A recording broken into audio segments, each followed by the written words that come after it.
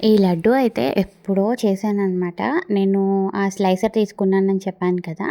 Almost అది తీసుకున్న ఒక 10, 15 డేస్‌కి తర్వాతలేండి. ఆ టూర్ కూడా వెళ్ళొచ్చాము. ఇంకా డ్రై ఫ్రూట్ లడ్డు ఎంత హెల్తీయో మనందరికీ తెలిసిందే కదా! నేనెప్పుడు మిక్సీలో వేద్దాం అనుకుంటా. బట్ ఏమవుతదంటే నాకు ఒక్కొక్కసారి మిక్సీలో ఆల్మోస్ట్ పొడైపోతది. లేదంటే వెంటనే తీయాలేమో నాకది తెలీదు. సో, నేను ఇంకా ఈ స్లైసర్‌లో అయితే వేశాను. బట్ భలే వచ్చిందనమాట. ఏమంటే ఈ చిన్న చిన్నవి కొన్ని ఉంటాయి గదా! ఈ సన్‌ఫ్లవర్ సీడ్స్, పంకిన్ సీడ్స్ అవి కొంచెం ఆ స్లైసర్‌లో కొంచెం ఇబ్బందయింది.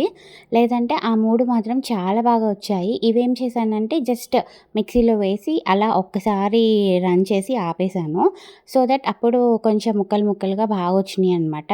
ఇంకేముంది మనకి ప్రాసెస్ అంతా తెలిసిందే కదా! ఇవన్నీ ఫస్ట్ అయితే ఘీలో వేయించుకోవాలి మంచిగా. ఇంకా దానికోసం అని చెప్పి నెయ్యయితే పెట్టేసాను.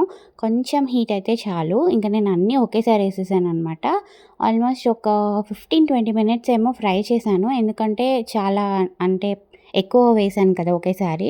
సో, అందుకని చెప్పి వేశాను. ఇంక ఇదొచ్చేసి ఖర్జూరం. ఇది కూడా కొంచెం మిక్సీ పట్టేసుకొని తర్వాత ఒక 5 మినిట్స్ ఏమో వేయించాను. జస్ట్ అటు ఇటు రోస్ట్ చేశానంతే. ఎక్కువ కూడా మరీ ఏం చేయలేదు.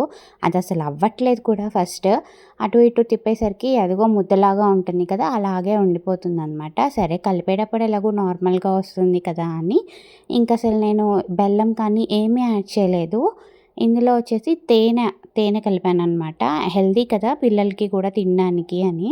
అండ్ ఘీ వేశాను. తర్వాత ఆ క్లిప్ ఏంటో మిస్ అయినట్టుంది. ఇంకిలా లడ్డూలా కట్టేసాననమాట. అసలెంత బావుందో తెలుసా? అంటే మనకి ఎక్కువ ఖర్జూరం కాకుండా డ్రై ఫ్రూట్స్ తగులుతూ ఒకసారి ట్రై చేసేయండి. చాలా టేస్టీగా ఉంది.